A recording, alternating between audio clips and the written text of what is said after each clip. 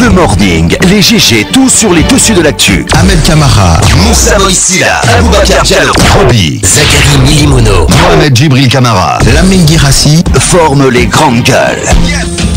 Parler beaucoup, manger l'argent, voyager beaucoup seulement, mais travailler beaucoup, créer des choses en plan des jeunes. Non, non, non, les dirigeants africains, les dirigeants sont comme ça. Les grandes gueules. Bienvenue chez les GG, ce mardi matin, 1h30, vous aidez à mieux comprendre l'actualité. C'est le but qu'on s'est fixé à travers cette émission diffusée tous les matins sur Radio Espace. Évidemment, reprise par certaines stations de l'intérieur du pays. Vous êtes à Kintignan, c'est du côté de Kankan. Merci de votre fidélité en Haute-Guinée, évidemment. Vous avez la possibilité d'intervenir dans cette émission si vous êtes abonné au Orange GGO 8037. Sinon, tout simplement le site de la radio, le www.espacefmguinée.info. Avec plaisir, nous allons essayer de relayer vos messages en direct dans cette émission. Au ministre les GG, on s'intéresse à l'actualité. Cette question, faut-il envisager un gouvernement de consensus en Guinée, au lendemain en tout cas de la présidentielle d'octobre, un gouvernement auquel, en appelant de tous les vœux les Nations Unies. En attendant, le président réélu Alpha Condé continue donc de consulter à la suite Sidia Touré. Il a reçu hier 2 ex-candidats à cette présidentielle. On en parle ce matin avec entre autres monsieur Georges Gandhi Faragé Tunkara, président de l'UGDD. Qu'est-ce que se sont-ils dit? On pose la question ce matin. Il va intervenir en direct ce matin chez les GG. Une décision des autorités religieuses attendue donc à Touba dans les bras de fer donc qui oppose les familles Karambaya et Touraya au sujet d'un projet de construction d'une nouvelle mosquée dans la localité. La première famille, la famille Karambaya, s'oppose donc au projet porté par la deuxième, ce qui provoque donc de vives tensions sur place. Et la récente descente donc sur les lieux de force de l'ordre de sécurité donc a eu le don de faire monter le mercure sur place. Qu'est-ce qui est à la base de ce conflit? On s'intéresse là-dessus ce matin avec Elhaj Ali Gabi, ressortissant de Touba, vivant en Europe. Il va intervenir ce matin chez les GG. On va essayer de faire un saut aussi à la RTG. Là aussi, de ce côté, un comité de veille instauré à la RTG Coloma par le ministère de la Communication suite à la suspension du directeur général de ce média d'État. On en parle ce matin avec M. Omadi Condé, secrétaire général du ministère de la Communication. Il va intervenir donc chez les GG ce matin. Bienvenue, Ahmed, bonjour. Merci, bonjour, Lamine. Bonjour à vous, Tamba. Bonjour, Lamine, bonjour à tous. Moussa Moïsila, bonjour. Bonjour. Bonjour, Djibril. Bonjour. Allez, Aboubacar Diallo, bonjour. Bonjour, Lamine, bonjour à tous. Bienvenue, mon Merci. grand. Allez, on s'intéresse à l'actualité. Vous posez cette question. La Guinée serait-elle sur la voie d'un gouvernement d'union nationale? En tout cas, on peut légitimement se poser la question. Depuis que le chef de l'État a commencé, n'est-ce pas, cette série de rencontres, on en a parlé suffisamment. La rencontre avec Sidia qui a fait jaser, qui a fait couler beaucoup d'encre. Hier, on apprenait également que le chef de l'État avait rencontré 2 autres candidats sur les 7 qui étaient ses concurrents à la dernière présidentielle. Il s'agit de Marie-Madeleine Kiobaté et de Georges Gandhi Faragé Tunkara, qui ont été tous les 2 reçus hier au palais Sékou Touré. Bon, là, on connaît effectivement la teneur de cette rencontre, puisque les 2, au sorti de cette rencontre, se sont exprimés. Le seul mot qui revient sans cesse, c'est bien évidemment la Guinée. Après la politique, c'est la Guinée qui importe. Alors, on se pose la question de savoir pourquoi, quelle est l'opportunité, n'est-ce pas, de ces rencontres. Est-ce que le chef de l'État, est-ce que ces rencontres préfigurent de la formation d'un gouvernement de large consensus? On sait que le représentant spécial de Ban Ki-moon en Afrique de l'Ouest avait appelé dans une déclaration le président réélu à former un gouvernement d'union nationale. Ce qui n'est pas normal. C'est un appel, mais il peut quand même se permettre de faire un appel. Il n'a pas de leçon. Sortez de ce panafricanisme aveugle. C'est vrai, le secrétaire, le représentant spécial du secrétaire général des Nations Unies a appelé le président réélu à former un gouvernement d'union nationale pour participer, pour contribuer à la stabilité du pays. Il a appelé toutes les forces politiques du pays à poursuivre le dialogue et à veiller à installer un climat apaisé en vue des élections locales qui se profilent à l'horizon en 2016. 2016, bien sûr. C'est cela. Allez-y, parler de gouvernement de consensus ou de gouvernement d'une nation, je pense que tout ça c'est un faux débat. Je pense que c'est dont il faut parler aujourd'hui, au lendemain d'une élection qui a permis une décantation du microcosme politique, au terme donc d'une élection où un président a été élu avec une majorité confortable. Je pense qu'il revient de gouverner avec ceux-là avec lesquels il veut gouverner. Donc ceux auxquels le modèle de gouvernement auquel on peut appeler, c'est un gouvernement d'ouverture et qui sera donc conçu et composé à la seule guise du président réélu. Donc bon à lui d'aller vers qui il veut, de brasser des compétences, comme lui-même l'a dit, de brasser des compétences au-delà des clivages de toute nature. Donc moi je ne suis pas pour ces concepts à mon avis qui ne renvoient absolument à rien, parce que parler de gouvernement, non attendez, parler de gouvernement de consensus, de large consensus, c'est lorsqu'on sort d'une situation de crise ou de gouvernement d'union nationale. Je pense qu'on n'est pas dans ce cas de figure, on n'est pas dans un tel contexte. Il est clair que le président Alpha Condé a été réélu et l'arrêt de la Cour constitutionnelle a été rendu et cet arrêt est insusceptible de recours. Donc aujourd'hui tout le monde doit se plier à cette décision de justice, donc à cette volonté qui a été exprimée par le peuple de Guinée. Et donc il revient au président Alpha Condé de vouloir gouverner avec qui il veut. Donc c'est dans ce cas, certainement dans ce cadre-là qu'il consulte, mais cela ne devrait pas dire forcément que tous ceux-là qu'il est en train de consulter vont faire partie de ce gouvernement. Et l'autre question qu'il faut se poser, puisque Alpha Condé a commencé cette série de consultations, la question qu'il faut se poser, est-ce qu'il ira jusqu'à rencontrer tous ces 7 concurrents à l'élection présidentielle? Va-t-il rencontrer Lansana Kouyaté, avec qui il ne file pas le meilleur coton du monde? Va-t-il rencontrer Elassilou Dalen Diallo, qui est son principal opposant, qui a dit qu'il ne reconnaît pas les résultats donc, de l'élection qu'il a réélu. Donc, c'est des questions qu'il faut se poser. Je pense que, voilà, pour résumer, on ne peut pas parler de gouvernement de consensus. C'est vrai qu'Ibn Sambas en appelle de tous ses voeux, mais il faut plutôt parler de gouvernement d'ouverture et à la seule discrétion du président réélu. Allez-y, Moussa Moïsila, qu'en penses-tu? Oui, moi, ce que j'en pense, c'est que d'abord, après avoir reçu Marie-Madeleine et Georges Farangué Tounkara, on comprend aisément maintenant que le chef de l'État a un calendrier bien établi pour les consultations auprès de ces différents leaders politiques. Beaucoup avaient pensé que ça se limiterait peut-être au premier leader qui a été reçu au palais séquatorial. Moi, je pense que la démarche est à saluer, puisque ça permet donc de tempérer un peu les nerfs, de décrisper la situation politique de notre pays. On n'est pas là pour tempérer, on est là pour régler les problèmes. Merci, on ne peut pas déplacer les problèmes. Merci de surchauffer. On peut quand même se permettre de parler de gouvernement. Voilà, maintenant, j'ai fini de saluer cette initiative du chef de l'État. J'ajoute que les formules à l'international, diplomatiques, tout ce que l'on donne à boire au peuple, de l'eau sucrée entre guillemets, ce sont des choses que moi je n'accepte pas lorsqu'on a fini de commettre ce qui aurait pu être évité.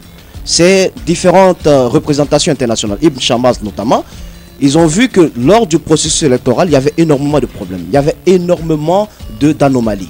Il y avait eu un accord. Des points de cet accord n'ont pas été appliqués à temps avant la tenue du scrutin présidentiel. Il était où, Ibn Chambas? Au moment où il devait donner ce conseil-là à la Guinée, c'est ce moment-là qu'il a raté. Il s'est tué, il n'a pas fait preuve de leadership pour éviter qu'il y ait ces contestations. Il est resté tranquille. C'est pas maintenant qu'il va apprendre au président Alpha Condé à créer une atmosphère de paix. Les grands gueules. En faisant un gouvernement. Je n'ai pas fini, monsieur l'ami, si vous permettez. Oui, mais en créant un gouvernement d'union nationale.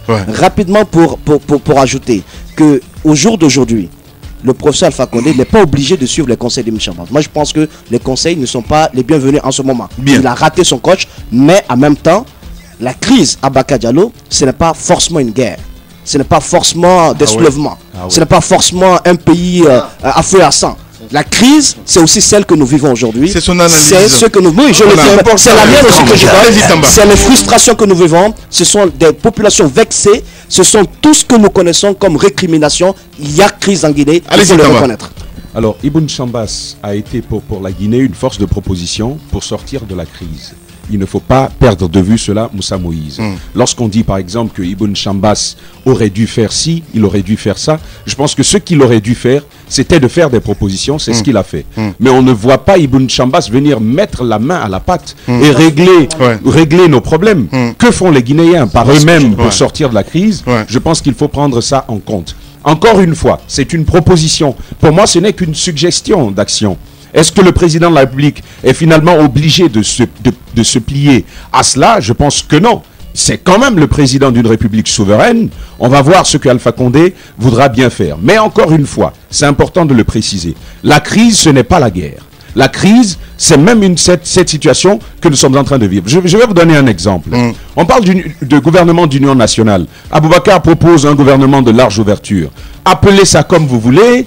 Pour appeler ça comme vous voulez, il faudrait que ce gouvernement-là, en tout cas si Alpha Condé veut bien être le mandat de la Guinée, il faudrait que, excusez-moi de le dire, mais c'est ça la réalité. Il faudrait que le peuple arrête de dire il y a que des malinqués dans ce gouvernement, que le malinqué arrête de dire il y a que des peuls dans ce gouvernement, que l'on puisse découvrir à l'intérieur d'un gouvernement non pas l'ethnie, non pas une surreprésentation ethnique, mais que l'on puisse découvrir à l'intérieur du prochain gouvernement des compétences qui reflètent l'image de la nation guinéenne. Ce qu'on voudrait, ce serait une force nationale qui aille envers nos défis et nous permette d'en sortir. Encore une fois, c'est à saluer que le président de la République veuille bien aller vers ces personnes-là. Et la grosse question, est-ce que tous y trouveront leur compte?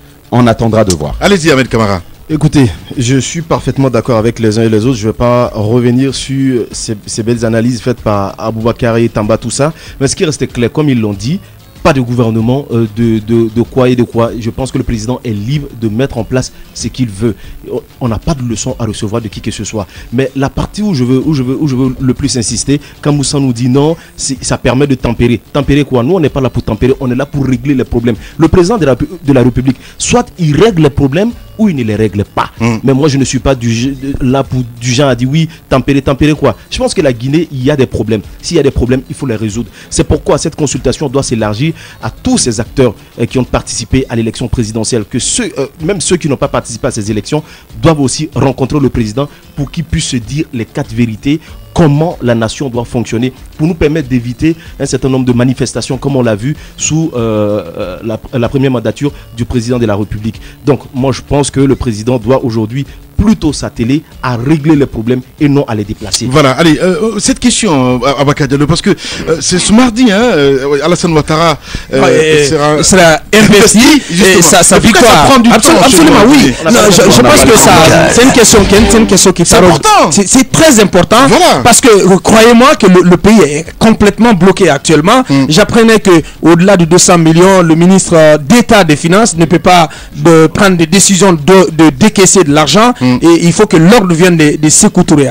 Donc, c'est important que le législateur... Pendant ce temps, le pays a arrêté. Oui, c'est ce que je disais. Donc, c'est important que le législateur... Moi, j'attendais, en tout cas, je ne sais pas si ça fonctionne comme ça, un clin d'œil de la Cour constitutionnelle pour peut-être ramener un peu plus tôt cette prestation de serment. Mais on sait bien que le président Alpha Condé a été élu en 2010. Il a été prêté serment le 21 décembre 2010. Et donc, son mandat fini. Le mandat qui court maintenant, il finit le 21 décembre 2015. Donc, c'est à cette date encore qu'il doit prendre serment pour son second mandat. Donc, je crois que du côté de la Côte d'Ivoire, ça fonctionne autrement. C'est que dès que la Cour constitutionnelle, le Conseil constitutionnel confirme ou valide une victoire, c'est que celui qui gagne, le vainqueur, est installé dans ses fonctions dès le lendemain. Je pense que ça fonctionne comme ça. On aurait aimé que ça fonctionne comme ça dans notre pays. Certainement que les textes vont changer les mois à venir. Pourquoi pas? Mais moi, dans le cas de figure. Absolument. Oui, mais on va donner la parole. Mais je voulais terminer sur ces consultations, comme l'a dit Ahmed. À mon avis, et au sortir de cette élection, on sait que ça n'a pas du tout été facile. Ça a été une épreuve de nerfs. On aurait pu engager ces consultations autrement.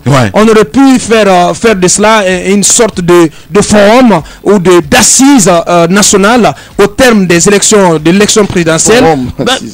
Allez-y, Abakar. Allez-y. Vous voulez appeler ça comment? C'est mon point de vue. Allez-y. J'utilise les mots qui me conviennent. On peut appeler ça forum ou assise nationale, où toutes les forces vives se retrouvent, en tout cas, pour discuter de l'avenir immédiat de notre pays. Toutes les forces vives. Voilà, c'est extrêmement important. Parce qu'aujourd'hui, dans la forme actuelle où ces négociations, ces consultations sont menées, c'est le président qui rencontre quelques acteurs individuellement. On peut aller au-delà, faire en sorte que les gens se retrouvent et qu'on dégage, en tout cas, un modus operandi pour s'attaquer à nos différents défis. Allez-y, Djibril. D'abord, il faut préciser qu'on ne change pas au pif comme ça les textes de loi parce que la Côte d'Ivoire va avoir son président investi. Non, c'est une proposition. Cette proposition, je vous dis, elle n'est pas réaliste. Vous ne pouvez pas demander à la Cour constitutionnelle d'abréger le délai. Personne ne l'a demandé. Non. Personne. Non, ton intervention semblait aller dans ce sens. Non. Personne ne l'a demandé. Personne n'a demandé à la Cour. Non, mais arrêtez. Non. Il ne faut pas faire jouer aux gens ce qu'ils n'ont pas dit. Je dis que ton intervention semble aller dans ce sens. Allez les gars, voilà, on va s'écouter Abakar. Quand même, voilà, c'est important. J'ai pas dit, j'ai pas dit. Allez, on va aller. Allez-y, Djibril. Allez-y. On se calme, Djibril. Le président a prêté serment. Je dis, son intervention semble aller dans ce sens. Je le maintiens. Le président, l'actuel président a prêté serment le 21 décembre 2010. Je ne pense pas que la Cour constitutionnelle jugerait opportun de changer les textes de loi parce que la Côte d'Ivoire, nous sommes au lendemain d'une élection. Nous avons des cadres qui expédient ce qu'on a affaires courantes jusqu'à ce que le président, le nouveau, investit. On n'a pas besoin pour cela, parce qu'en nous inspirant, je ne sais de quel modèle, d'abréger le délai. Donne ton point de vue là-dessus. Moi, mon point de vue, c'est bien qu'on laisse les textes tels qu'ils sont. Mais parce qu'il n'y a pas de problème. Parce que c'est une tempête dans un verre d'eau. On va demander à la Cour constitutionnelle. Non. Mon avis. Bien. Allez-y. Non, mais je veux réaliser un certain nombre de choses. Djibril. Aboubacar n'a pas dit qu'il faut changer nos textes. Mais permets Djibril. Aboubacar n'a pas dit qu'on pourrait changer nos textes parce que en Côte d'Ivoire ça fonctionne autrement. Ce n'est pas ça la motivation. La motivation, c'est que l'État guinéen se retrouve plus ou moins bloqué dans son fonctionnement, et cela est préjudiciable à la croissance à laquelle nous tendons. Ça, c'est quand même un constat d'intérêt. Ce que je veux rappeler à Djibril, c'est un homme de droit que nous respectons à l'intérieur de ce studio. Je voudrais simplement lui rappeler qu'il sait que les lois répondent à un besoin précis. Si vous avez des lois qui vous portent préjudice, qui ne vous permettent pas d'avancer convenablement, je pense que ce ne sont pas des lois qui collent à nos besoins. Et là, c'est un problème. On peut, à mon avis, lancer la réflexion. Et c'est ce qui a été fait ce matin. Lancer la réflexion, interpeller les parlementaires sur cette question-là et voir ce qui peut être fait. À mon avis, on peut bien réfléchir à ça parce que il faut quand même observer que ça va faire 2 mois. Ça va faire 2 mois que l'État ne pourra pas fonctionner comme normalement. Et ça, ce n'est pas utile. Voilà. Allez-y, Ahmed Kamara. Je crois que c'est comme l'eau de roche. Aboubacar a parfaitement raison. Il faut proposer aujourd'hui qu'on essaie de revoir cette loi qui nous empêche, comme Tamba l'a signalé, de travailler. Je pense que Djibril ne s'en rend pas compte, mais il faut parfois parler avec les administrateurs. Vous allez comprendre que le pays est vraiment bloqué. Et ce n'est pas...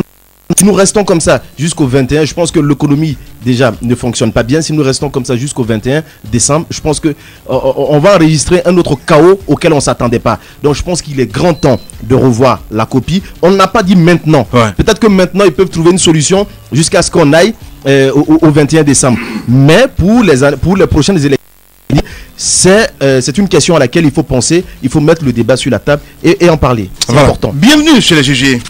Vous écoutez Radio Espace à Kankankura, Timbo, Birikiteri, Salaman, Corialen, Mariolène sur 99. Radio Espace. Radio Espace Cancan, au cœur de Nabaya.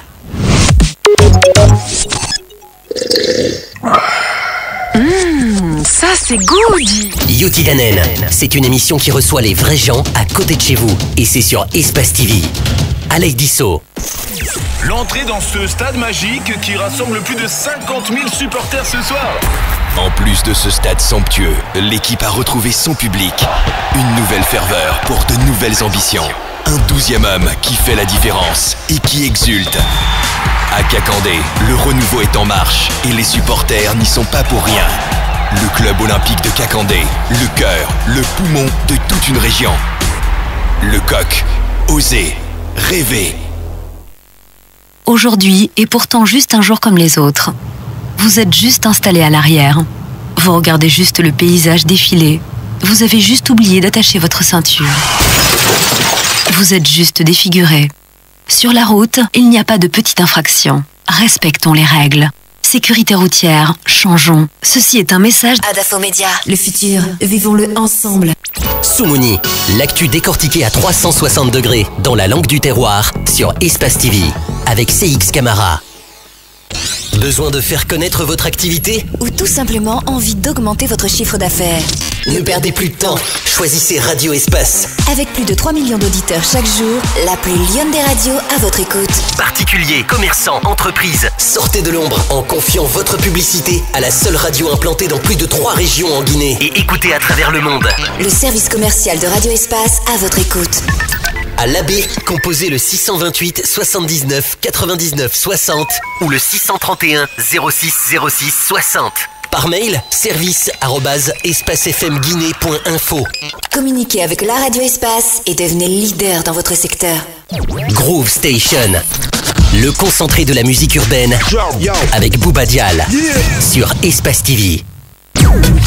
Espace FM, le grand défi. Avec Tequila. Cette fois, ils sont sans limite. Hit and Clip sur Espace TV. Découvrez les exclus, les nouveautés, les buzz tous les samedis à 21h30 sur Espace TV avec Mariata, la panthère black d'Espace TV. Sonorité guinéenne. Espace TV donne le la à la musique du terroir dans Sonorité guinéenne. Yankadi, Toupoussessé, Kourou, Mandingue. Newsinfoafrique.com, mosaïqueguinée.com, mediaguinée.com ou encore africaguinée.com. Des sites de référence pour l'information fiable et équilibrée sur la Guinée. Ne vous trompez plus, l'actu guinéenne, c'est leur spécialité. Décideurs, promoteurs, ONG, commanditaires, associez votre image au site de référence conseillé par Radio Espace. Ayez le réflexe juste, ça se passe en Guinée, c'est forcément sur guinénews.org, guinée7.com, guinématin.com, visionguinée.info, newsafrique.com, mosaïqueguinée.com, mediaguinée.com et africaguinée.com. Internautement vôtre, un seul clic et la Guinée est à vous. Les grandes gueules. Tout sur les dessous de l'actu. Ici, l'actu rime avec liberté de ton sur Radio Espace. Mais aussi sur Espace TV, tous les soirs, vous avez accès à cette émission. Évidemment, vous continuez à réagir. GG au 437. On va essayer de faire lecture de quelques messages en direct dans cette émission. Pendant ce temps, Faragé Tunkara se prépare, le président de l'UGDD. Momoto qui nous écrit ce matin. Oui, salut les GG. Les Nations Unies devraient aussi appeler la France, l'Allemagne et les États-Unis pour un gouvernement d'union nationale. Alors, laissez notre président jouir de ces il n'y a pas de problème. Le message est passé. On reste là-dessus avec cet autre message qui nous envoie. Qui exactement, la Junior Condé, qui dit les lois doivent servir et non desservir. Djibril, tu as tort, surtout quand 2 mois, les gars, les marabouts profitent. Il n'y a pas de problème. Allez, on reste là-dessus avec toujours les auditeurs sur notre plateforme G37. Lamine dit à Ibn Chambas qu'on n'a pas besoin d'essayer en ce moment, parce que je suis d'accord avec Moussa Moïse Sida, finalement à la fin du compte, Mouktar Diallo, depuis Dar es Salaam, qui nous envoie ce message. Bonjour les GG, vous écoutez, qu'est-ce qu'il veut dire exactement? Voilà, c'est DTS, franchement le message j'arrive pas à lire, il faut essayer de nous renvoyer ça s'il vous plaît. Bonjour les GG, vraiment je rejoins parfaitement les idées de Tamba Zakari, respecte monsieur signé Mamadou Boy Diabalde qui nous dit un message. Bonjour les grandes gueules. JPA, je félicite le peuple. Merci beaucoup. Bonjour les GG, c'est Alpha Oumar de Somphonia. Je vous informe que du côté de Wanindara, il y a des passes terribles qui font que la circulation est extrêmement Je comprends pas ce qu'il veut dire. Bonjour le DJ, s'il vous plaît, personne n'a parlé d'ethnie dans le gouvernement, mais regardez un peu la RTG et ce qui affiche Bachir Préco qui nous envoie ce message. Bonjour je vous félicite en direct. Voilà, sinon ce autre message, suggestion, c'est bien de commenter, d'interpréter, de juger les propos des personnalités, mais nous avons besoin aussi des révélations. Donc Moussa Moïse, le message, tu l'as entendu. Bonjour les GG, bonjour Lamine. Hier, tu as fait l'objet d'une diffamation ou des diffamations sur les réseaux sociaux, sur Facebook. Mais c'est si être leader d'opinion, voilà, il n'y a pas de problème. On critique ici, on l'a dit. Allez, cet autre... Ahmed Kamara, on va essayer d'appeler Tunkara dans un instant qui va intervenir. Hier, il a rencontré le président. Et bien évidemment, il a rencontré le président. Il faut signaler aussi que Marie Dubaté aussi a rencontré le président. Et comme on l'a dit, c'est dans le cadre des consultations juste après ces élections. Et c'est pourquoi j'ai demandé à ce que ces consultations s'étendent aux autres leaders qui ont participé à ces élections et même à ceux qui n'ont pas participé à ces élections parce que d'autres n'ont pas participé pour des raisons personnelles, mais qui sont aussi des leaders d'opinion qui donner leur point de vue sur la gestion de la chose publique. Donc il est grand temps que le président de la République écoute les uns et les autres une dernière fois encore pour pouvoir bien évidemment composer son gouvernement aussi parce que ça l'aidera. Je pense que les uns et les autres peuvent voir parfois quelque chose que forcément ils ne voient pas parce qu'on peut brouiller des pistes au président de la République. Ça arrive. Ceux qui sont du côté de la présidence peuvent le faire, peuvent lui brouiller certaines pistes. Donc je pense que ces consultations avec ces leaders peuvent lui permettre d'avoir une certaine ouverture dans le cadre de la formation de son gouvernement. C'est très important et je pense que ces leaders, à mon avis, ne doivent pas aussi aller se promener tout simplement, aller se gratter les pieds, regarder le président. Non, quand vous allez face au président, vous lui dites ce que vous pensez. Je pense que c'est ce qui pourra l'aider. Et vous aussi, demain, vous pourriez également utiliser ça comme argument si vous descendez dans la rue pour quoi que ce soit. Voilà, nous avons en direct, nous sommes ici là, monsieur Georges Gadi Farangué Tunkara. Les grandes gueules. Monsieur Tunkara, bonjour. Bonjour. Bienvenue dans les grandes gueules. Hier donc, vous avez été reçu par le président de la République, le professeur Alpha Condé. Dites-nous quelle a été la teneur de cette rencontre. La teneur a été tout simplement de faire une revue de la situation politique de la Guinée. Alors une revue, mais quel est votre constat? Quel est le constat que vous avez fait face au président? Le constat que nous avons fait, c'était de traduire quelles étaient nos intentions, quelles étaient nos volontés.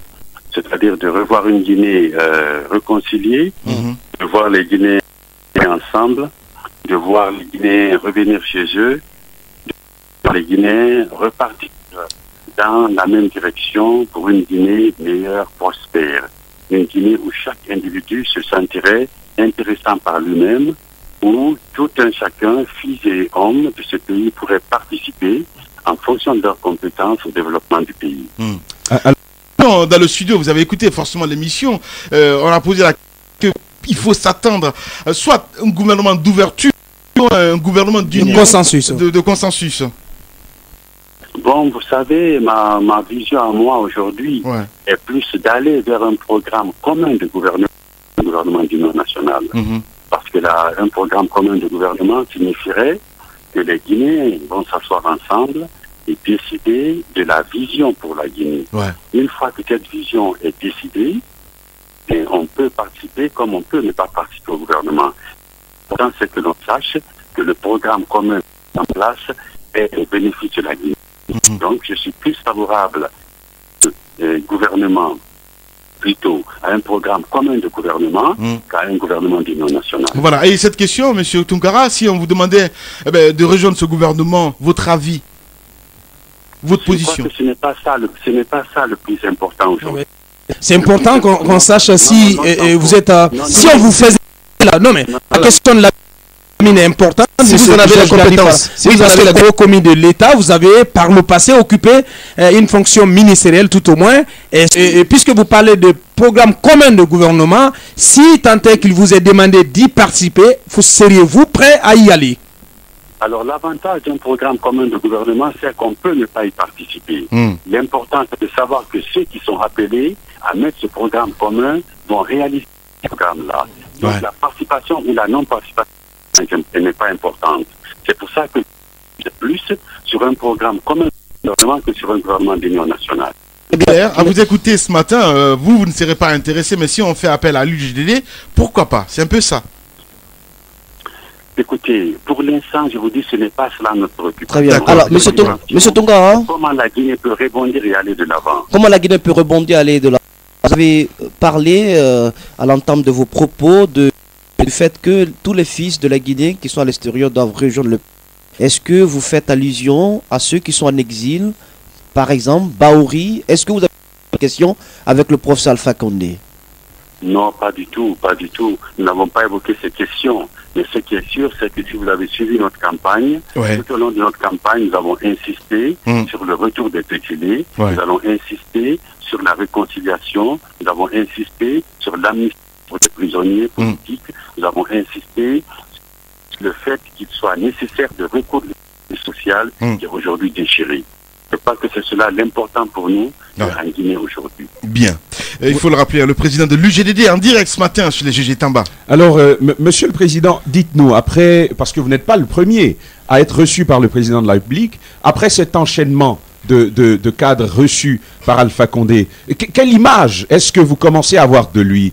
Comment le présenteriez-vous aujourd'hui après l'avoir rencontré? Ben, écoutez, le président de la République, comme le dit le terme, c'est lui qui dirige le pays, n'est-ce pas? Lorsqu'il appelle les fils du pays à discuter, nous sommes ouverts à cela. Vous êtes encore l'ouverture, le dialogue, il n'y a rien de tel pour faire avancer un pays.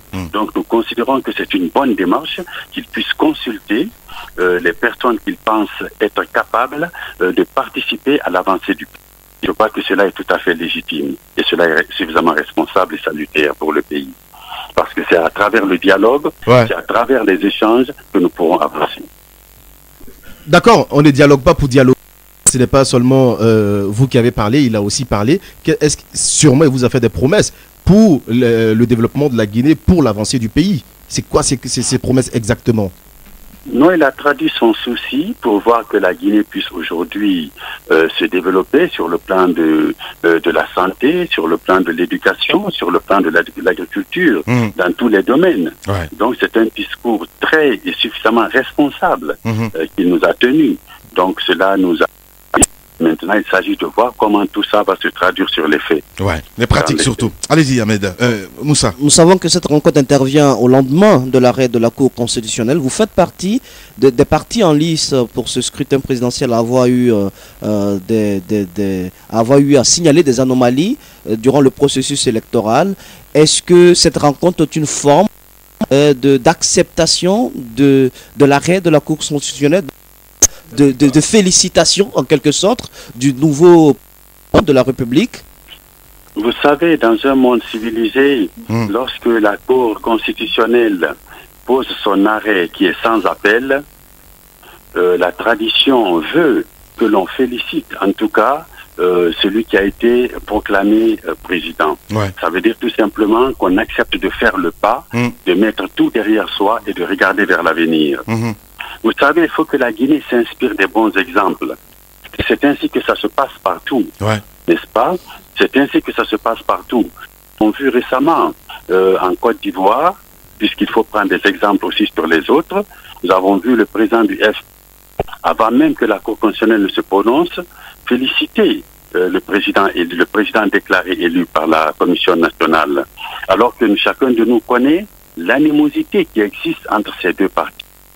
Mais dans une démarche démocratique, dans une démarche positive, dans une démarche constructive, aussi dans une démocratie civilisée, ce sont des usages qu'il faut mettre en pratique. Et nous n'allons pas déroger à cette règle-là.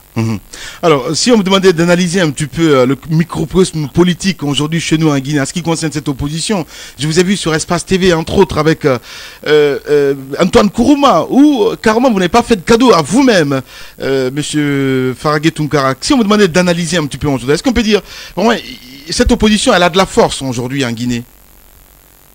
Moi, je veux de plus en plus parler maintenant dans une démarche individuelle. L'opposition est plurielle. L'opposition est plurielle et ce n'est pas une association. Chacun dans l'opposition est libre, n'est-ce pas, d'avoir sa démarche et son approche politique. Et bien, c'est dans cette dynamique que l'UGDD va s'inscrire de plus en plus. Parce que, comme je vous l'ai dit, nous avons fait une grosse erreur en partant à ces élections par suivisme.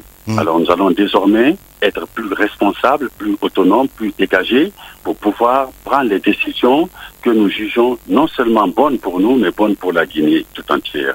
Voilà. Georges Faraguet Tunkara en direct ce matin sur les GG. En tout cas, Monsieur le Président, merci beaucoup d'avoir accepté notre invitation ce matin. C'est moi qui vous remercie. Aujourd'hui, les Grandes Gueules, c'est un club fort.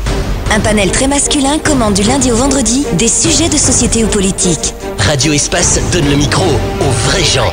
Les Grandes Gueules viennent de toute la Guinée. Des gens qui ressemblent aux auditeurs. Et les Grandes Gueules s'expriment comme ceux qui les écoutent. Ils ont en commun une grande curiosité, une parole facile et des parcours atypiques. Retrouvez tous les jours les Grandes Gueules sur Radio Espace et les radios partenaires. L'épopée des Grandes Gueules ou le socle de la liberté d'expression en Guinée. Les Grandes Gueules. Tout sur les dessous de l'actu. Ici, l'actu rime avec liberté de ton sur Radio Espace. Dans un instant, on va essayer de faire un saut du côté de la RTG Coloma.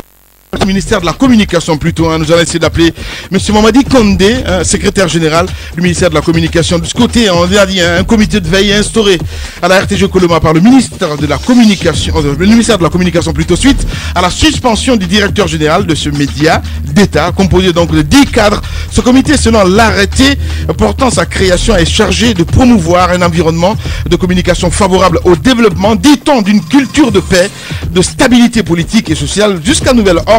Quelles sont les motivations du département en créant ce comité de veille? Il y a des mécontents du côté de la RTG. On va essayer d'appeler en tout cas M. Condé ce matin pour nous en dire un peu plus. Ahmed, je vais revenir sur cet SMS de Mohamed Kamara qui dit: mes amis, le 21 décembre doit être respecté. C'est un et la marge pour le deuxième tour et les délais successifs pour vider donc les éventuels contentieux qui en résulteraient. Gibril a raison. Voilà, c'est Mohamed Kamara qui nous envoie cet SMS.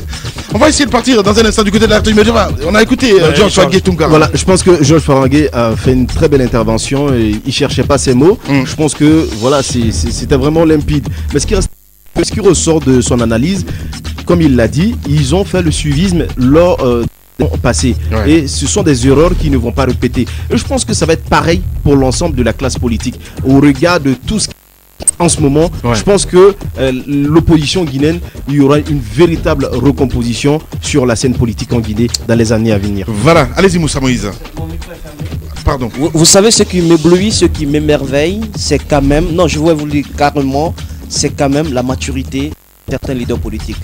On a beau critiquer ces leaders, traiter de eux, parmi eux, il y a certains qui ont du bon sens. Et Georges Faraguet Tunkara vient de le prouver. Ce monsieur a une densité intellectuelle qu'il faut respecter. Il aime ce pays aussi parce que, je ne le connais pas personnellement, mais il a quand même fait quelque chose pour ce pays avant d'occuper un quelconque poste de responsabilité. C'est aussi un geste à saluer. Il est fondateur de l'université Mercure. Donc à la formation de l'avenir de ce pays, donc c'est quand même quelque chose d'important.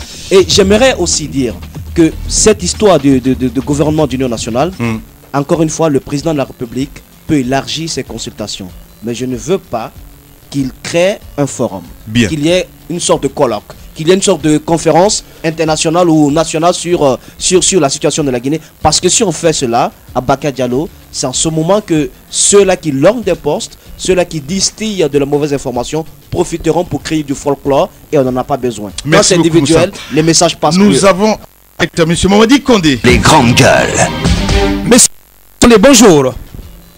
Bonjour. Bienvenue dans cette émission. Alors, le département de la communication, dont vous êtes le secrétaire général, a décidé de la mise en place, de la création d'un comité de veille à la RTG Coloma, à la suite de la suspension du directeur général de ce média d'État et du directeur de la télévision.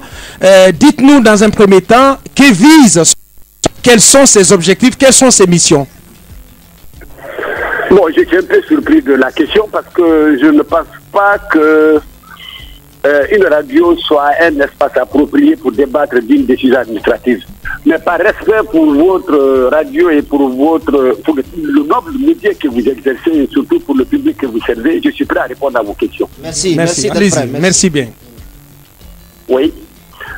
Vous me parlez de la commission. C'est pas en fait un comité de veille. C'est une commission. D'accord. On a lu dans l'arrêté comité de veille. Il est sous nos yeux. Attendez, c'est une commission, en fait. Si c'était un comité, on aurait arrêté seulement une ou deux personnes. Ouais. Mais c'est une commission, qui a été prise par le cabinet à la suite de l'échec de la retransmission de la proclamation des résultats provisoires des élections présidentielles, de l'élection présidentielle.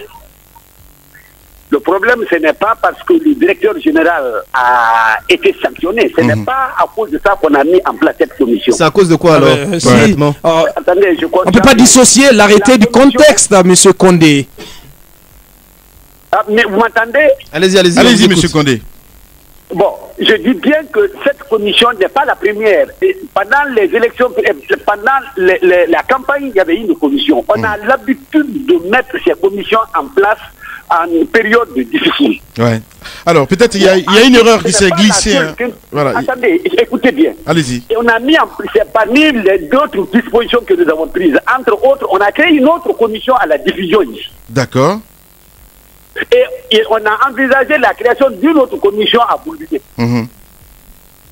En quoi le cas de Colomba pose problème? Non, ça ne cause pas de problème. Quand vous parlez de commission, et nous, ce qu'on a arrêté... Oui, c'est comité. Seulement, M. Condé, seulement ce comité, en tout cas, durant l'exercice de Yamoussa Sidibé, c'est vrai qu'il n'est pas totalement évincé. Ce comité, un tel comité n'a jamais vu jour, en tout cas au niveau de la RTG Coloma. C'est pourquoi c'est important de nous dire quelles sont les missions, à quoi ce comité doit servir, en tout cas au niveau de la RTG Coloma. Expliquez-nous, M. Condé. Je vais vous expliquer terre à terre. D'abord, ce n'est pas la première fois qu'on mène. Moi, j'ai dirigé au moins 2 fois des comités comme ça, des commissions comme ça à Coloma depuis 5 ans. Donc ce n'est pas la première fois, ce n'est pas parce que Yamoussa n'y est pas, ce n'est pas parce que ce n'est pas ça du tout. Voici où est le problème. Voilà. Il n'y a pas de problème. On a envie de comprendre, M. Condé. C'est important parce que c'est un média d'État quand même. Hein. Monsieur Condé. Écoutez-moi très bien. Écoutez, si vous n'allez pas comprendre. Allez-y. Après l'échec de la retransmission des résultats, nous avons fait une analyse. On a fait le point de la situation. On s'est rendu compte que c'est la gestion sectaire de la retransmission qui a posé problème et qui a fait que l'échec est intervenu. Donc nous avons décidé d'ouvrir la responsabilité en ce qui concerne la retransmission parce qu'il y avait d'autres retransmissions en cours qui devraient arriver. Oui. Et ensuite prendre des dispositions nécessaires pour que ce qui s'est passé ne se répète plus jamais parce que cela a frustré tous les Guinéens. Ouais, ok. Alors, M. Condé, c'est très clair, la commission n'a pas pour rôle de remplacer le directeur ou le général absent. D'accord. Mais c'est d'aider dans les salles de rédaction, pas ailleurs. Voilà. Alors, quand vous dites gérer un petit peu la salle de rédaction, déjà, de ce côté, il y a un rédacteur en chef, justement. Absolument, et qui se retrouve également dans ce comité, et on voit même des cadres de la radio nationale qui se retrouvent dans ce comité. Finalement, ça ressemble à un fourre-tout. On ne comprend pas, Et revenez surtout, parce qu'on a lu dans l'arrêté, expliquez-nous les missions de ce comité. Je crois que vous n'avez rien, vous ne saisissez pas très bien. Écoutez, et si c'était un comité de veille, on aurait pris que des cadres du ministère. C'est vous qui avez mis comité. Nous, on n'a pas mis comité. Le document est déjà ici. Je pense qu'il y a une erreur qui s'est glissée, M. Condé. C'est pas une erreur, ça. Moi, j'appelle pas ça une erreur. Parce que ce qui est écrit dans le communiqué, c'est un comité de veille. On peut revenir là-dessus. L'arrêté signé. Voilà, c'est bien cela. Vous allez revenir là-dessus. Qu'est-ce que ça dit exactement? On a l'arrêté, en tout cas, qui date du 28 octobre. C'est signé du ministre du secrétaire général Ampeo. Alors, c'est dit note de service portant création d'un comité de veille à la RTG Coloma. Voilà, si vous voulez, je peux lire. Un comité de veille chargé de promouvoir un environnement communicationnel favorable, etc. Donc, c'est comité, bien entendu. Écoutez bien. Allez-y, M. Condé. Nous avons mis en place ça pour une durée de 2 semaines au maximum, 2 à 3 semaines au maximum. C'est juste dans cette période très très sensible que nous traversons, nous voulons que les cadres dont nous avons parlé, qui sont d'ici et ceux de là-bas, nous voulons qu'ils conjuguent leurs efforts pour améliorer les prestations de la RTG pour la préservation de la paix et de l'unité dans nos pays. Et vous voulez trouver à redire à cela? Non, ben non, alors pas du tout. On a envie de comprendre, M. Condé. C'est aussi simple que ça. Voilà. Merci beaucoup, en tout cas, d'avoir accepté notre invitation ce matin.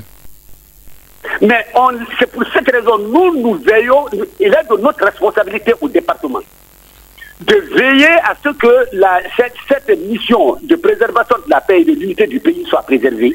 Et il est de notre devoir, une obligation pour nous de prendre toutes les responsabilités et toutes les décisions qu'il faut pour atteindre ces objectifs-là. Donc, c'est un comité qu'on a mis sur place pour 2 ou 3 jours, 2 ou 3 semaines. On en a fait à Polo à la diffusion ici. Et la preuve, quand on a fait la diffusion de la semaine passée, il n'y a pas eu d'erreur. Alors, doyen, rapidement, après les 2 semaines, à quoi on peut s'attendre concrètement du côté du ministère? Dans 1 ou 2 semaines, ça va finir. À quoi on peut s'attendre après les 2 semaines? Après les 2 semaines, c'est là où on a trouvé que nous avons pris l'élan. Parce qu'il y a beaucoup de problèmes. Voilà, M. Condé, en tout cas, qui reconnaît en direct qu'il y a beaucoup de problèmes. Hein, voilà, ça c'est important. En tout cas. Voilà. Vous savez, nous avons pensé que une commission qui comprend aussi bien le cabinet que les cadres de la RTG pouvait nous aider à régler tous les petits problèmes qui existent et créer un cadre, un environnement qui peut nous permettre d'améliorer la production de la RTG, la fabrication et l'élaboration des dossiers, des messages de la RTG. Nous avons pensé à ça. Bien. Donc nous avons pris cette disposition parce que c'est une obligation pour nous de le faire. Bien. Monsieur Mamadi Condé, secrétaire général donc, du ministère de la Communication. Merci beaucoup, Monsieur Condé, en tout cas, d'avoir accepté notre invitation ce matin. Merci beaucoup. Ok, merci. Au revoir. Les grandes gueules sur Radio Espace. Chez moi, on a l'habitude de le dire, quand on le remue, ça pue. Les grandes gueules sont authentiques. Ils sont libres de dire ce qu'ils veulent. Ici, pas de politiquement correct. Retrouvez tous les jours les grandes gueules sur Radio Espace de 9h à 10h et sur Sweet FM tous les soirs à 18h. Les grandes gueules sur Adafo Média ou la voix de la Guinée d'en bas. Parce que la liberté de parole, les habitués y tiennent. Elle est rare à la radio. Les grandes gueules. Tout sur les dessous de l'actu. Ici, l'actu rime avec liberté de ton sur Radio Espace. Dans un instant, on va revenir évidemment, on va s'intéresser à ce conflit du côté de Touba. Oui, une décision en tout cas des autorités religieuses a attendu une décision, une délégation, une décision, je ne sais rien. Allez, on va revenir là-dessus dans un instant, en tout cas du côté de Touba. Là de ce côté, c'est bras de fer donc, qui oppose les familles Karambaya et au sujet donc d'un projet de construction d'une nouvelle mosquée dans la localité. Donc là, ça va pas. Et nous allons essayer d'écouter Monsieur Elhaj Ali Diaby. Il est ressortissant donc de Touba, vivant du côté de la France certainement. On marque une pause et puis on revient dans un instant.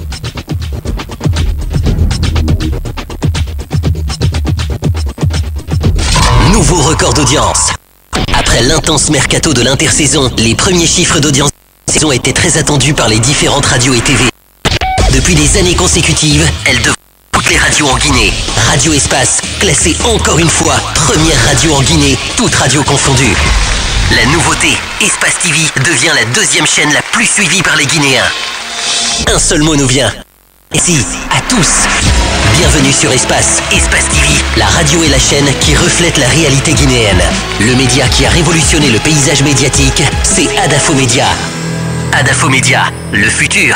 Vivons-le ensemble. C'est aussi l'autocritique. La différence entre la critique constructive et la critique malveillante, la seconde est celle qui vous font. Frank Walsh. Qu'en pense votre esprit critique? Réagissez en direct au sujet des grandes gueules par mail espacefmguinée.info ou GG au 8037 abonné Orange à l'international 0022 465 739 13 13. Radio Espace. Les grandes gueules de Adafo Média. Ne fais pas attention à ce que dit la critique. On n'a jamais élevé une statue à une critique. Ceux qui veulent être écrivains lisent les critiques. Ceux qui veulent écrire n'ont pas le temps de lire les critiques. Jean Sibelius, William Faulkner. Écoutez les grandes gueules sur Adafo Média et restez positifs à l'avancée de notre pays, la Guinée. Radio Espace. Les grandes gueules. tout sur les dessous de l'actu. Ici, l'actu rime avec liberté de ton sur Radio Espace. Encore une demi-heure à passer ensemble sur Espace TV. Si de nous rejoindre, si c'est maintenant que vous le faites, vous qui nous regardez du côté d'Angola, vous avez la possibilité évidemment d'intervenir dans cette émission. Soit ce numéro de téléphone qui s'affiche juste en bas de l'écran, le 00 224 657 39 13 13. Avec plaisir, on va essayer de prendre vos propos en direct dans l'émission. Allez, on va essayer de s'intéresser à ce cas du côté de Touba, où ce conflit voilà, qui oppose deux familles, Karambaya et Touraya. Voilà, c'est cela. Allez-y Moussa. Ouais. Si vous permettez, sur la RTG, un mot là-dessus. Allez-y, ouais. Voilà, rapidement pour dire que mon avis là-dessus, c'est que le département de la communication s'en mêle un peu les pinceaux. Il y a un décret pris pour suspendre les cadres de cette de la RTG. Qu'est-ce qu'il y a dans la réalité ministérielle? Il y a un DG normalement à la RTG. Normalement. Et je vais vous dire une chose. Je pense qu'il y a une sorte de guerre mesquine, intestine, qui ne dit pas son nom. Si l'autre a été sanctionné parce que la retransmission des résultats provisoires donnés par la CENI ne s'est pas bien faite, l'autre quand même a réussi en collaboration avec le service titulaire à retransmettre les résultats définitifs donnés par la Cour constitutionnelle. Pourquoi vous mettez un comité, une commission de veille alors que tout se passe bien pour l'instant? Je vais comprendre. Peut-être qu'on a envie de mettre les bâtons dans les roues de l'équipe qui assure l'intérim pour l'instant, d'ici que, je l'espère, Yamoussa ne revienne. Mais il faut arrêter de régler des comptes dans ce département. C'est pas normal. Et quand vous regardez la composition de cette commission, vous vous rendez aisément compte qu'elle est composée en partie de personnes qui lorgnent des postes de responsabilité. Il y a de cela belle lurette. C'est pas possible. Je pense que cette commission ne fera qu'empirer les choses. Ça va créer un dysfonctionnement dans le travail qui est entrepris depuis le décret présidentiel. Ça ne permettra pas de célérité dans le travail. Vous allez vous en rendre compte parce que chacun va chercher à mettre son petit vouloir dans toutes les décisions qui seront prises. C'est pas bien, il faut mieux réfléchir avant de prendre ce genre de décisions. Allez-y, Tamba. Écoutez, il y a ce qui a prévalu à la suspension de Yamoussa Sidibé et d'autres personnes, c'était bien un problème technique. On en a parlé à l'intérieur de ce studio. Maintenant, moi je ne comprends pas que ce soit un comité, quoi qu'on dise, commission ou quoi, ce qui est écrit, c'est un comité de veille. Mais un comité de veille chargé de quoi? Ils ont dit consolidation de la paix, de promouvoir quoi. Franchement, trop de mots abstraits. On parle même de franchement, je pense que c'est un truc fabriqué. Et puis, Monsieur Condé, que nous avons reçu tout à l'heure, qui intervenait, avait dit que leur travail serait d'être dans les salles de rédaction. Il a dit, le problème, c'est qu'il y a beaucoup de problèmes à la RTG. Mais Lamine, il l'a dit, Monsieur Condé. La bonne question aujourd'hui, on se la pose simplement. Est-ce qu'il y a à la RTG, oui ou non, un statut et un règlement intérieur? À partir de ça, on sait clairement ce qu'il faut faire. Je pense qu'il faut revoir complètement les choses du côté de la RTG parce que le problème, c'est qu'il se pose pas de cette façon. Même un technicien, tu peux pas le sanctionner. Parce que quoi, il se dit non, parce que c'est un décret qui m'a nommé. Donc c'est ça qui se passe. Lamine, écoutez, je veux terminer.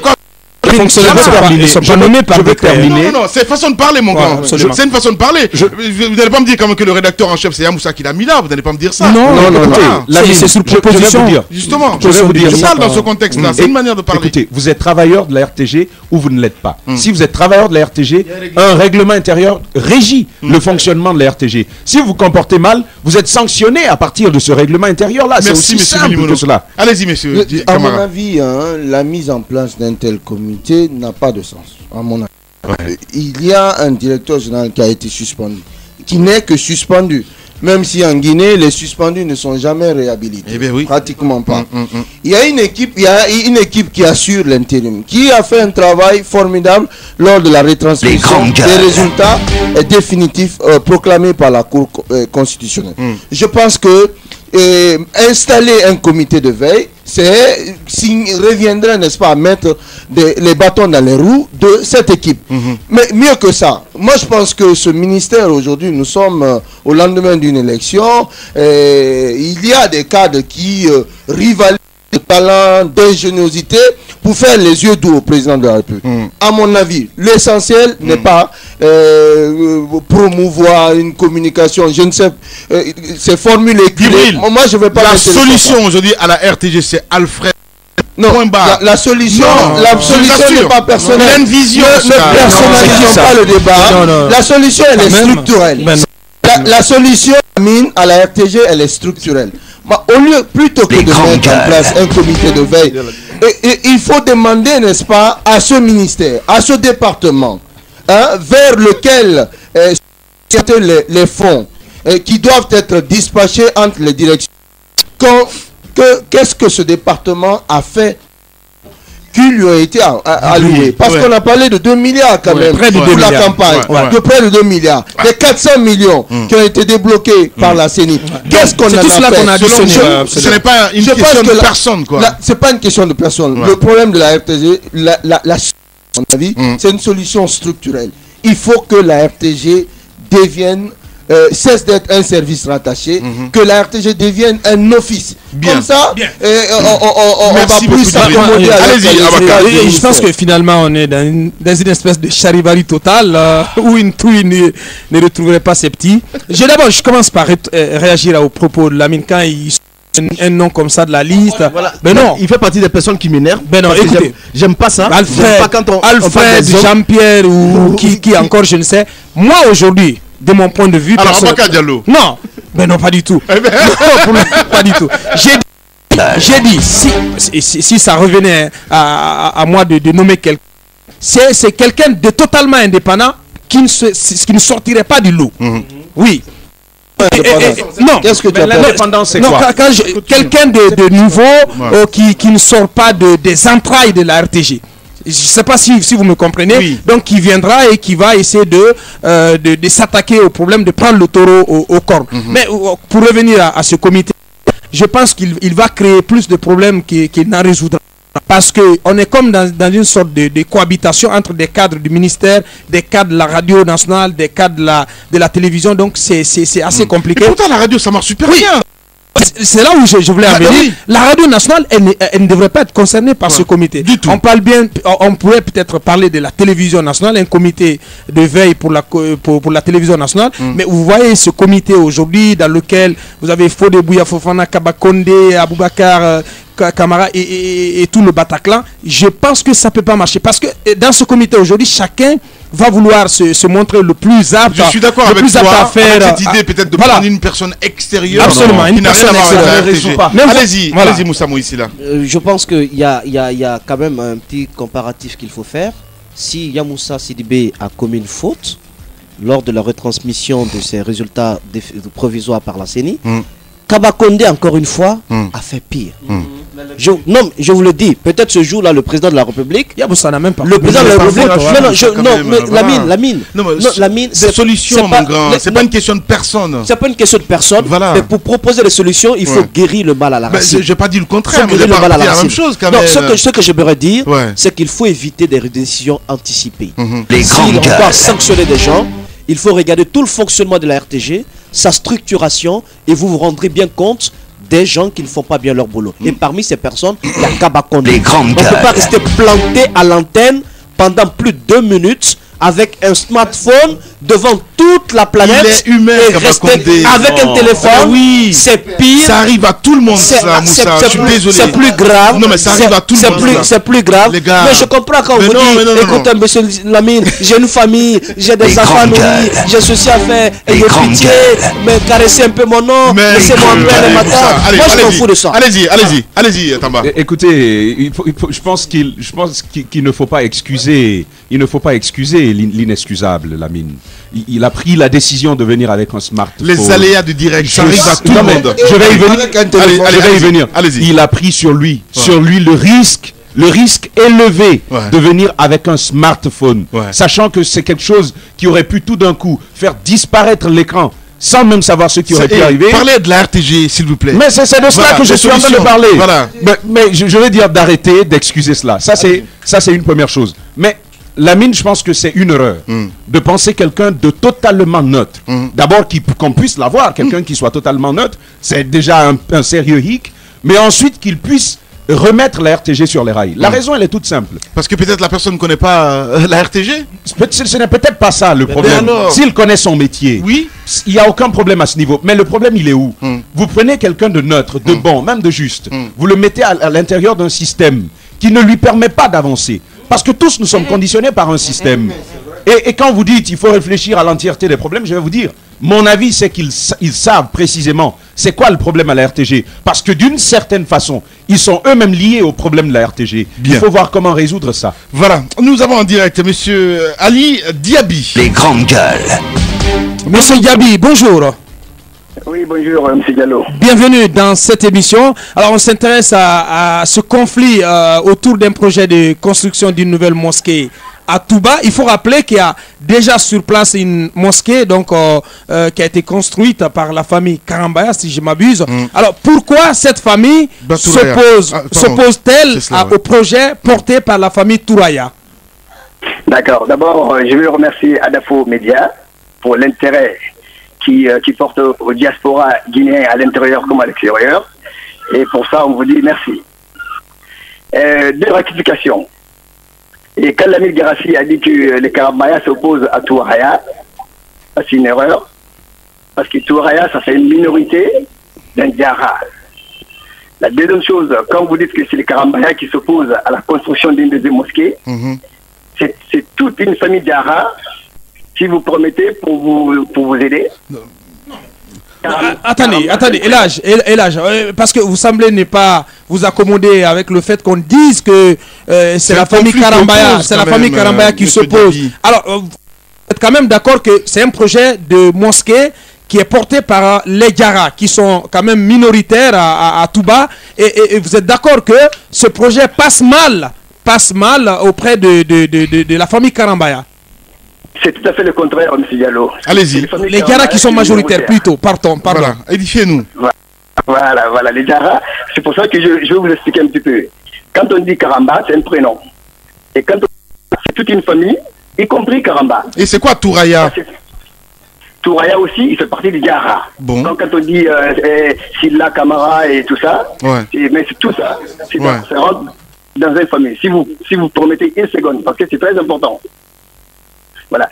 Karamba, il fait partie des Diarra. Et ici, à Touba, on partage, on respecte et à l'union. C'est les trois choses. Et quand M. Diallo parle des mosquées déjà et construites par les familles Karambaya, ça aussi c'est une erreur.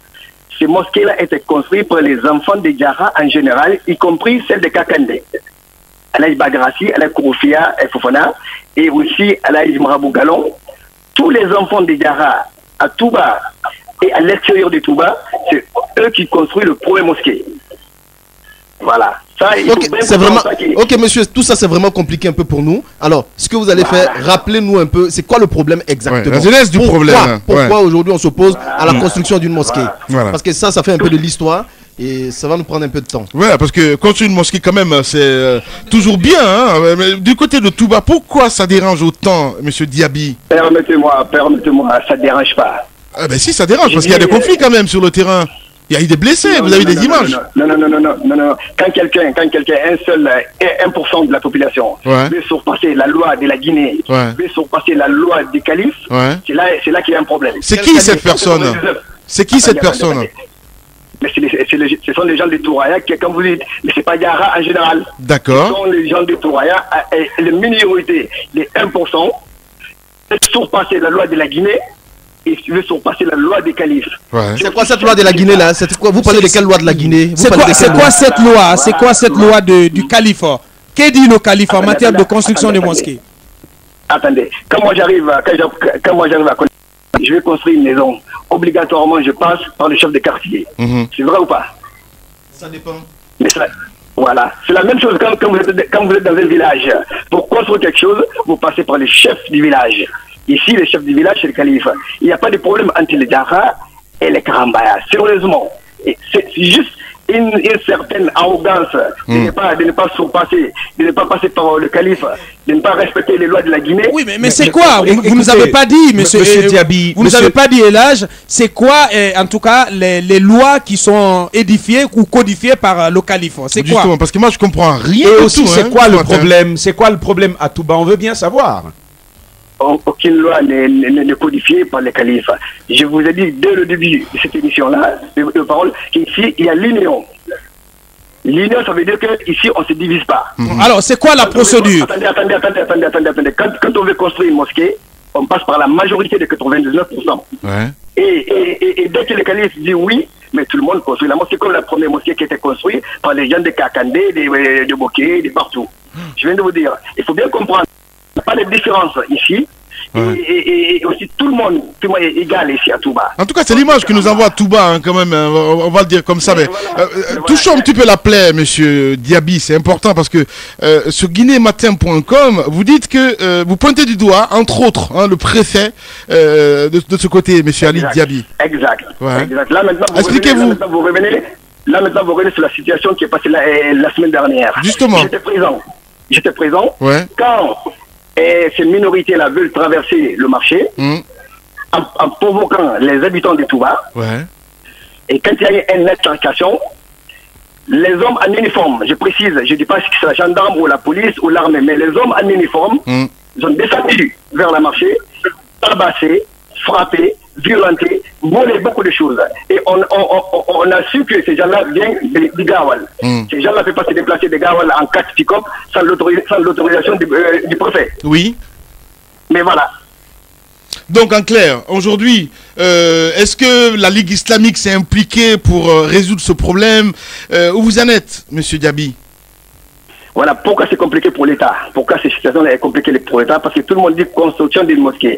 Moi, je vous dis, M. Lamine, M. Diallo, regardez le maquette de cette maison. Parce que ce n'est pas une mosquée. Regardez le maquette. Ah, ce n'est pas une mosquée? C'est pas une mosquée. Moi, je dis, c'est pas une mosquée. Okay. Et laissez-moi préciser. Quand vous regardez en bas de votre fenêtre là-bas, vous voyez une mosquée là-bas. De l'extérieur, vous pouvez voir l'intérieur même de la mosquée.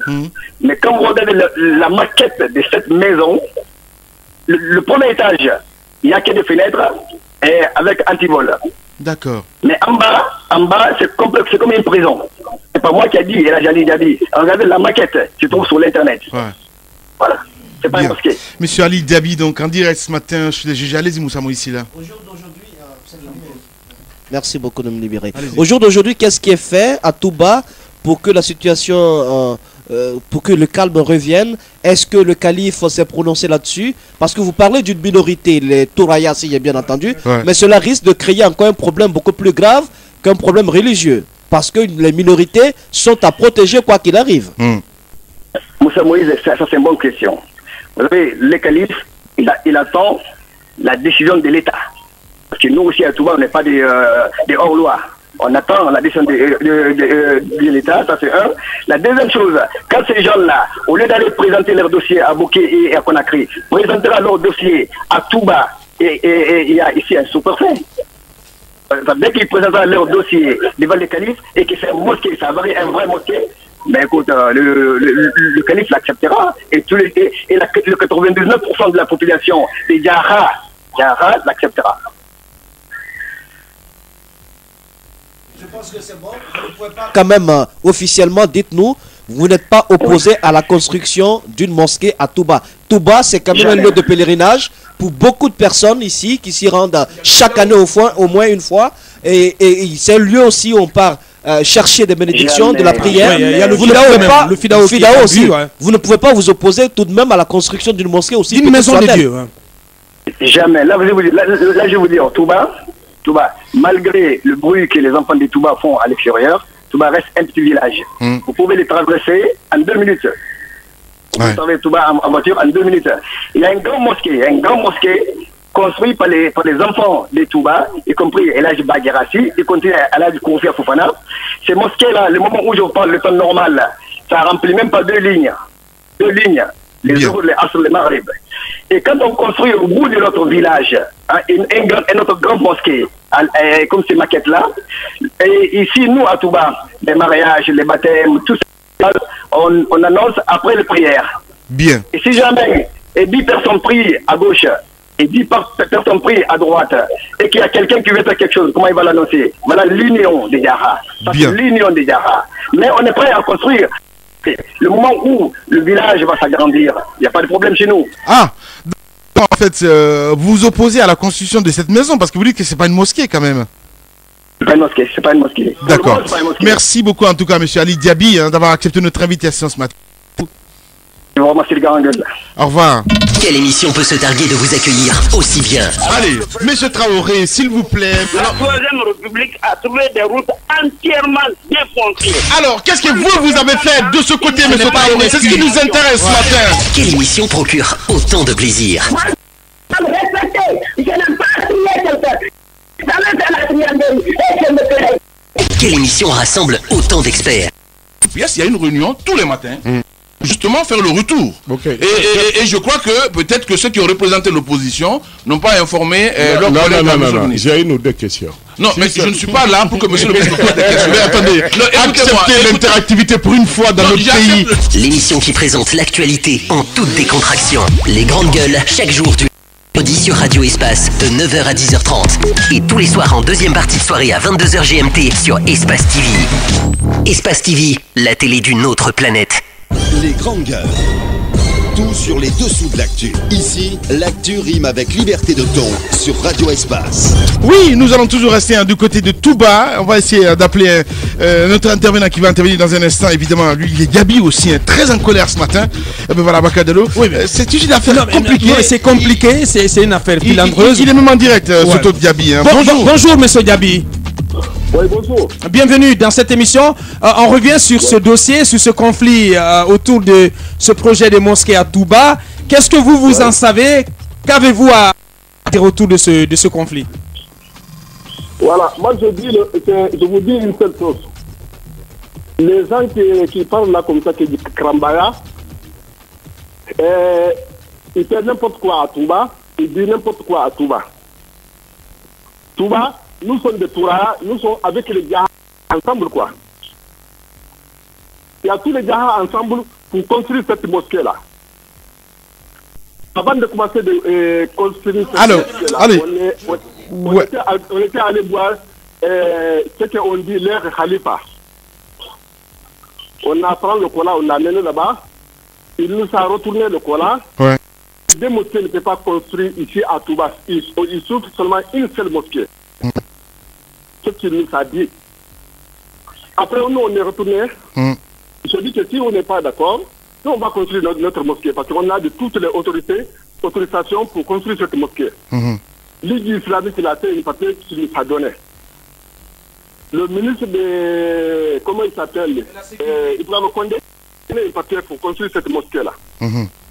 Donc, si on a commencé, il s'est préparé pour aller nous attaquer là-bas. Ouais.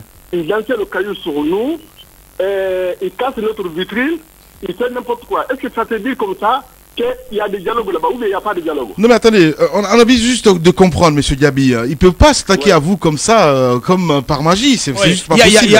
Avant vous, il y a Elhaj Diaby qui expliquait que vous êtes une minorité, en tout cas, et que vous n'avez pas respecté les règles ou les procédures traditionnelles en la matière. Vous n'êtes pas allé, vous n'avez pas en tout cas obtenu, si vous voulez, l'onction du calife. Voilà. Vous n'avez pas demandé quelle autorisation qui doit nous donner pour construire cette mosquée-là. Parce que quand on voulait un respect, hein, c'est nous, le Cola, ça suffit un respect. D'accord. A dit à tout le monde, voilà le Cola pour tous les villages. On voulait construire une mosquée parce que ici Touba est grand maintenant pour une seule mosquée. Ok. Voilà. Nous on voulait construire comme ça. C'est pas une messagerie, c'est pas contre quelqu'un d'autre parce qu'on voulait construire une mosquée. Voilà. Monsieur Diaby. Entre nous avec la grande mosquée là, ça peut prendre 2 ou 3 kilomètres. En tout cas, vous savez le matin, l'après-midi, le soir. Si les vieux là, ils sont vieillis maintenant, qui ne peuvent pas marcher maintenant, si on a construit une mosquée à côté de eux, c'est mieux d'y aller et rester à la maison comme ça sans aller à la mosquée. Bien. Nous sommes en 2015. Nous, on construit la mosquée. Bien, on a compris, monsieur Diaby. En tout cas, grand merci d'avoir accepté notre invitation ce matin. Et bon courage, surtout. Voilà. Du côté de Touba, voilà. Allez, on a terminé, les gars, ce matin. Oui, rapidement. Non, moi, je pense que, rapidement. Même Allah... Rapidement pour dire que on a écouté ce qui transparaît dans les propos des deux qui sont intervenus, c'est qu'il y a une discorde totale autour de ce projet-là. Mais moi, de mon point de vue, si il est vrai, comme l'a dit ce monsieur Diaby qui vient d'intervenir, s'il est vrai qu'ils ont l'autorisation de la Ligue islamique et du ministère de l'administration du territoire, s'il est vrai aussi qu'ils ont fait cette démarche traditionnelle en allant avec les noix de cola auprès du calife général, si tout cela est vrai, à mon avis, rien ne devrait s'opposer à la construction de cette mosquée. S'il est vrai aussi que le village est aussi grand comme il l'a présenté et que... c'est un petit village, j'ai été une fois du côté de Touba. Donc, de toutes les façons, à mon avis, on devrait encourager l'expansion de l'islam, on devrait faire en sorte que une maison de Dieu puisse exister, puisse se créer sans anicroche. Allez-y, monsieur. 30 secondes. Moi, mon souhait serait que l'islam soit répandu à travers tout le pays. Mais que cela se fasse en tenant compte des pesanteurs sociologiques du lieu où les mosquées doivent être construites. Je suis d'accord. Ça, c'est important. On parle de cette divergence. C'est vrai, chacun, à les écouter, on trouve une part de raison dans les interventions des uns et des autres. Mais c'est important, oui, pour l'expansion de l'islam, mais oui aussi que cette expansion puisse se conformer aux réalités du terrain. C'est extrêmement important. Allez-y, monsieur Silla. Oui, les lieux bénis, les lieux où l'on part chercher de la bénédiction comme Touba, c'est le cas aussi de Touba au Sénégal, ce sont généralement des lieux où il y a certaines restrictions, où certaines lois ne passent pas, où certaines lois ne sont pas appliquées. Je pense que pour le cas de Touba Guinée, il faut faire beaucoup attention. Il faut demander plutôt à la Ligue islamique qui est démissionnaire complètement de jouer son rôle. Au ministère des Affaires, au secrétariat général aux affaires religieuses de jouer son rôle pour que, en fin de compte, les deux parties soient entendues. Mais encore une fois, dans des lieux saints comme ça, la voix du calife l'emporte très souvent sur celle de la loi. C'est clair. Allez-y. C'est un domaine, un sujet que je ne maîtrise pas assez. Mais je veux juste faire l'observation que en Guinée, la terre appartient à l'État. D'où qu'elle soit, elle appartient à l'État. Il faut respecter ce premier principe-là. Maintenant, je sais que des terres qui sont réputées religieuses, et chaque fois qu'il est question d'aborder une situation la concernant, on le fait avec beaucoup plus de respect, beaucoup plus de prudence surtout, parce que ça concerne Dieu. Mais encore une fois, la terre en Guinée appartient à l'État. Voilà, allez-y Ahmed pour clore. Il y a un gros problème dans ce village, si on n'y prend pas garde, il risque d'y avoir un véritable débordement et la conséquence... Ça a déjà commencé, non, parce mais qu'il y a des blessés. blessés. Ce qui reste clair, c'est qu'il y a une partie que vous avez sûrement pas compris. On parle ici de minorité. Je pense qu'aujourd'hui, cette minorité serait peut-être en train de faire son expansion, d'où la construction de cette mosquée. Mais on ne veut pas permettre à cette minorité de construire cette mosquée. On ne veut pas permettre à cette minorité de grandir. Il y a ce problème. Donc je pense que le monsieur l'a expliqué. Le second, à mon avis, a été plus cohérent que le premier. Il l'a bien expliqué. Ils ont envoyé des noix de cola. Ça, c'est le respect. Et je pense qu'au bout de ce respect, on devrait quand même leur permettre de pratiquer leur religion.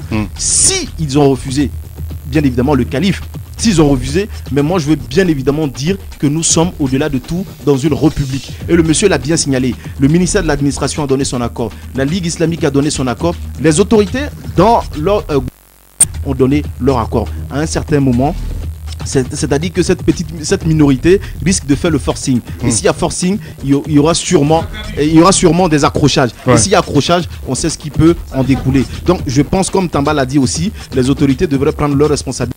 Allez soit dire au calife, bien évidemment, c'est-à-dire les gens ceux qui sont au niveau de la Ligue islamique, pour permettre la construction de cette mosquée. Si ce n'est pas le cas, je pense que les autorités devraient donner la possibilité à cette minorité de faire son expansion. Je suis désolé. Voilà, merci beaucoup Ahmed Kamara. Allez, grand merci à vous qui nous regardez à l'international. Demain, on va se retrouver pour un autre numéro. Grand merci à Djibril Kaba Kamara, Mamoudou Kondé et Ali Ouba pour la réalisation du côté de la télévision. Idiba était là depuis 5 h du matin pour votre plaisir, mesdames et messieurs. Demain, on se retrouve pour un autre numéro. Passez une excellente soirée sur Espace TV. Au revoir.